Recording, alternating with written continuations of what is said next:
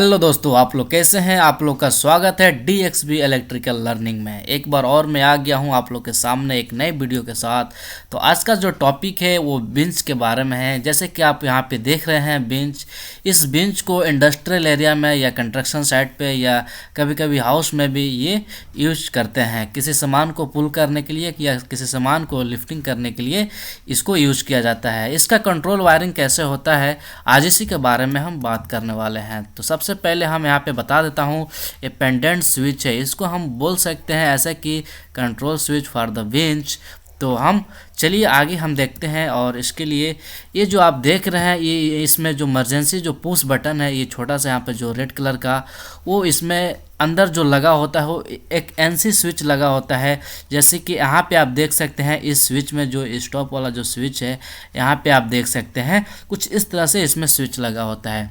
और उसके बाद जो इसमें होता है जो दो बटन होता है, एक रिलीज़ के लिए यानी एक खींचने के लिए और एक छोड़ने के लिए, ऐसे बोल सकते हैं, एक पुल करने के लिए एक पुश करने के लिए। ठीक है, इन दोनों स्विच में NO स्विच लगा होता है जो इसके अंदर होता है, इसी तरह से सेम होता है। ठीक है ना। अब हम देखते हैं कि इसमें कुछ इस तरह से होता है। जैसे ये जो रेड वाला पुश बटन है, इसमें NC जो बटन होता है कुछ इस तरह से होता है जैसे कि इस इमेज में आप देख रहे हैं। और NO जो बटन होता है कुछ इस तरह से होता है, यानी ये खुला होता है। ठीक है, और NC जो बटन है वो आपस में चपका होता है, यानी आपस में शॉर्ट होता है। ठीक है, तो हम वीडियो को स्टार्ट करते हैं और वायरिंग की तरफ चलते हैं। इसका कंट्रोल वायरिंग करने के लिए सबसे पहले हमारे पास यहाँ पे एक मोटर प्रोटेक्शन ब्रेकर चाहिए और यहाँ पे 3 कॉन्टेक्टर चाहिए, जिसमें जो KM1 जो ब्रेकर है वो मेन ब्रेकर है। और यहाँ पर एक जो ब्रेकर है KM2, यहाँ पे हम इसको मान सकते हैं जो रिलीज़ करने के लिए है। और यहाँ पे KM3 है, इसको हम मान सकते हैं ये खींचने के लिए है, यानी किसी चीज़ को अगर फंसा देते हैं रोप में, इसको खींचने के लिए इस कंडक्टर के थ्रू करेंगे। और यहाँ पे आप जो देख रहे हैं यहाँ पे एक छोटा सा जो ब्रेकर है सिंगल पोल का, इस ब्रेकर को हम यूज कर रहे हैं कंट्रोल वायरिंग के लिए। ठीक है ना।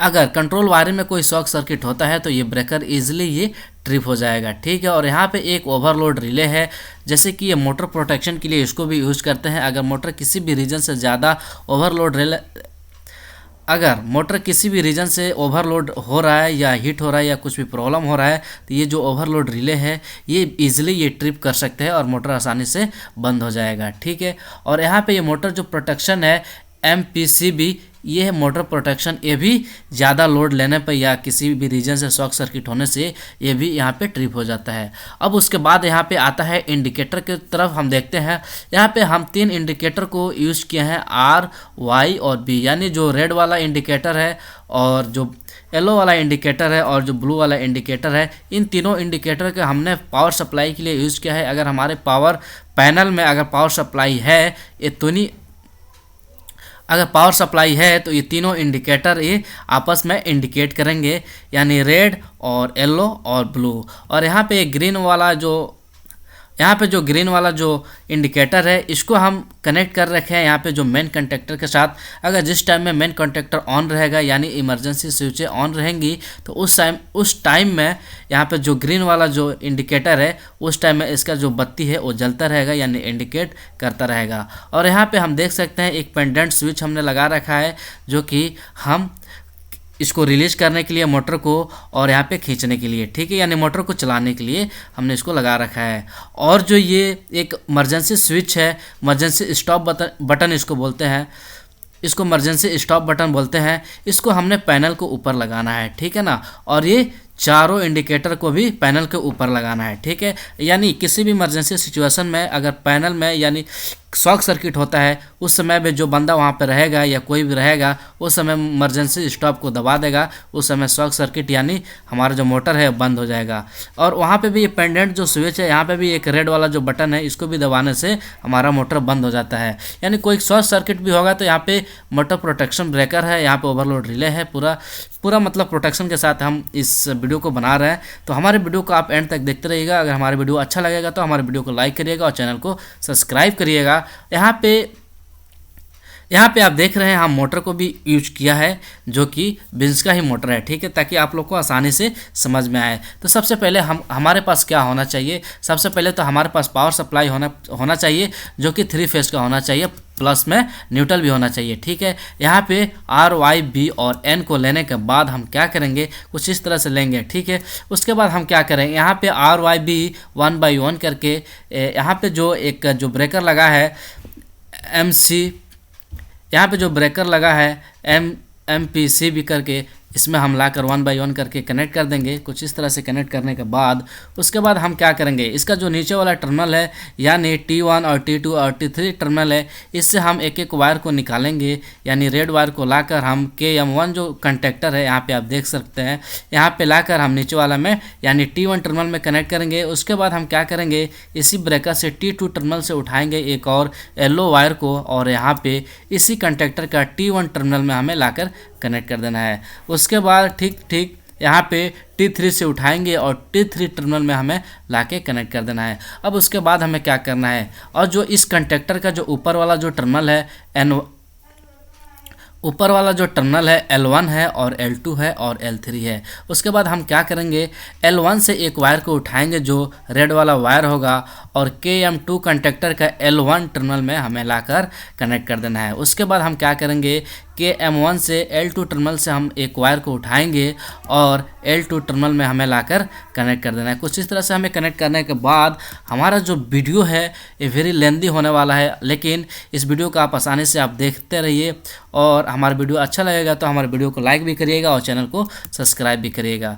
अब उसके बाद हम क्या करेंगे, इसी L1 टर्मिनल से हमें एक वायर को उठाना है, और ये KM3 जो कंटेक्टर है इसका L1 टर्मिनल में हमें लाकर कनेक्ट कर देना है। उसके बाद वाई वायर को भी सेम ऐसे ही, जो येलो कलर का वायर है हमें यहाँ से उठाएंगे, L2 से उठाना है और L2 में ही लाकर इस तरह से कनेक्ट कर देना है। और उसके बाद कुछ इस तरह से ब्लू वायर भी हम कनेक्ट कर देंगे, आप जैसे कि आप वीडियो में देख रहे हैं। उसके बाद हमें क्या करना है,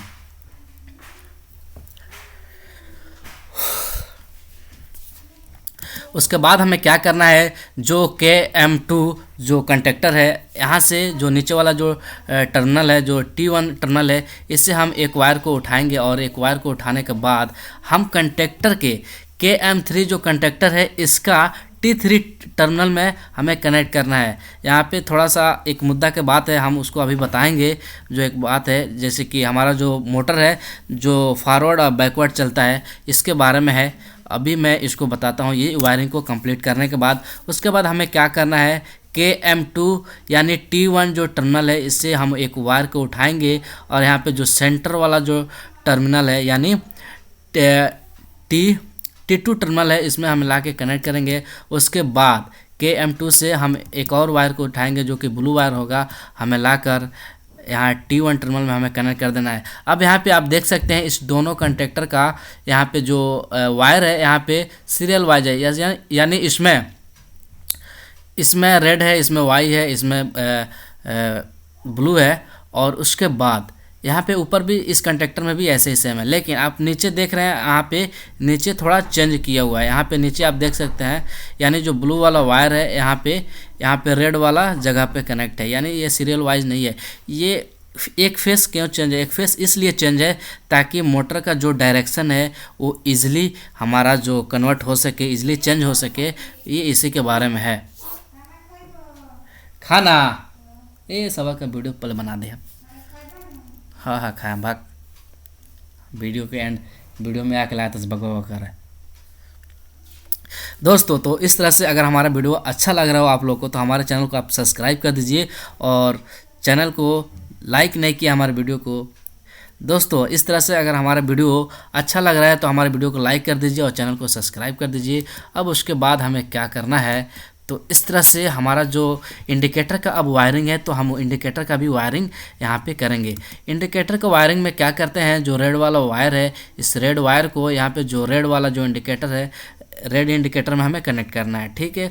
और जो येलो कलर का जो वायर है, तो येलो कलर का जो इंडिकेटर है इसमें इस तरह से लाके कनेक्ट करना है, और प्लस में साथ में न्यूट्रल भी हमको चाहिए ताकि इंडिकेटर आसानी से वर्क कर सके, इंडिकेटर यहाँ पे जल सके। कुछ इस तरह से होता है, ठीक है ना। यानी ब्लू कलर का वायर है तो ब्लू कलर में ये हमारा जो इंडिकेटर है वो कनेक्ट हो जाएगा। यानी किसी भी सिचुएशन में यहाँ पे अगर एक फेस नहीं आता है, सपोज डैट यहाँ पे दो फेस आ रहा है, यानी ब्लू और येलो फेस आ रहा है, और उधर से पीछे से अगर रेड वाला फेस नहीं आ रहा है तो उस सिचुएशन में क्या होगा, हमारा जो रेड वाला जो इंडिकेटर है वो वर्क नहीं करेगा। तो हम देख कर भी पता कर सकते हैं हमारे पैनल में यानी 3 फेस नहीं आ रहा है, 2 ही फेस आ रहा है, तो उस सिचुएशन में मोटर हम नहीं चला सकते हैं। अगर मोटर चलाने के लिए ट्राई करेंगे तो उस सिचुएशन में हमारा जो मोटर है वो आसानी से वो जल जाएगा, ठीक है ना। तो इस तरह से हम नहीं चलाएंगे, ठीक है ना।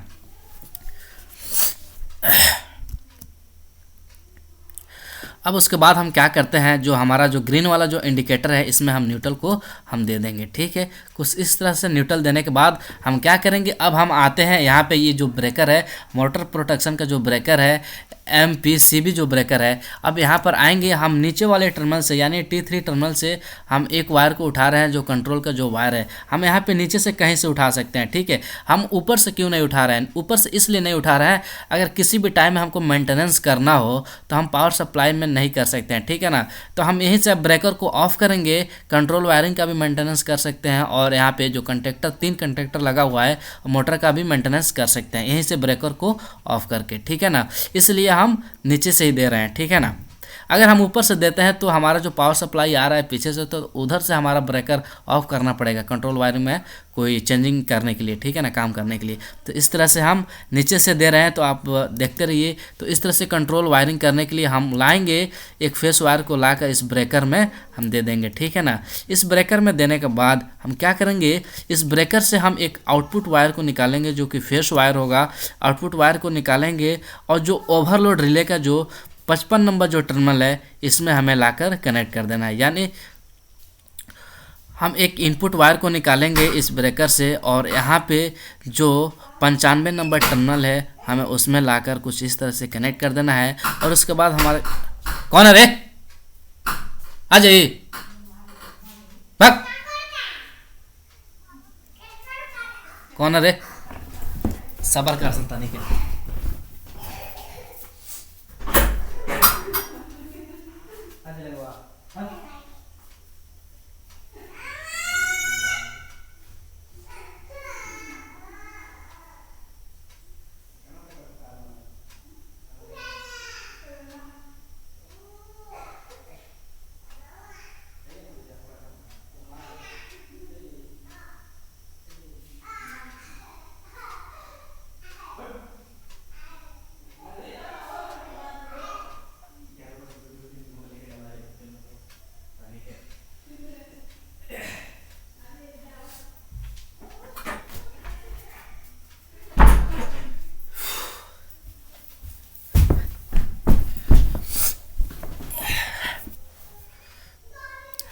अब हम 95 नंबर टर्मिनल में कनेक्ट करने के बाद हम क्या करेंगे, अब यहाँ पे एक बस्ता है जो 95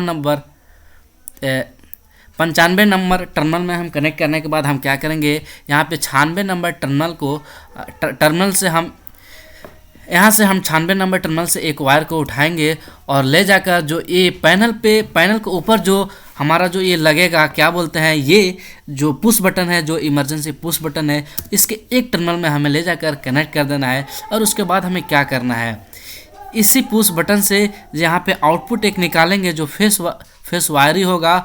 और जो ये पेंडेंट स्विच दिख रहा है, जो येलो कलर का स्विच दिख रहा है, इसके जो इमरजेंसी पुश बटन है इसके एक टर्मिनल में हमें लाकर कुछ इस तरह से कनेक्ट करेंगे। और उसके बाद एक आउटपुट निकालेंगे, जो आउटपुट हमारा ये जाएगा यहाँ पे जो मेन कंडक्टर है यहाँ पे जाएगा, ठीक है ना। मेन कंडक्टर का जो KM1 कंडक्टर है इसका जो A1 टर्मिनल है इसमें जाएगा, जो कॉइल का टर्मिनल है कुछ इस तरह से जाएगा, ठीक है ना।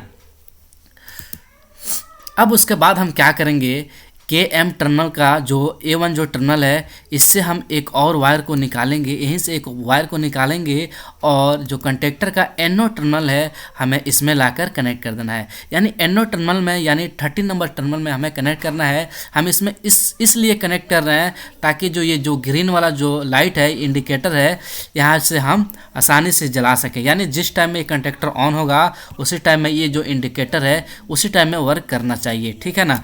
अब उसके बाद हमें क्या करना है, इसी कंडक्टर का जो 14 नंबर टर्मिनल है है हम इसी कंडक्टर से 14 नंबर टर्मिनल से एक वायर को उठाएंगे और उठाने के बाद हम क्या करेंगे और इस तरह से लाएंगे और जो ग्रीन वाला जो इंडिकेटर है इसका एक टर्मिनल में हमें इस तरह से कनेक्ट कर देना है। तो इस तरह से जो हमारा जो इंडिकेटर का जो वायरिंग है तो इस तरह से कंप्लीट हो रहा है, ठीक है ना। अगर हमारा वीडियो अच्छा लग रहा है तो हमारे वीडियो को लाइक करिए, चैनल सब्सक्राइब नहीं किए हैं तो चैनल को सब्सक्राइब करिए, ठीक है ना।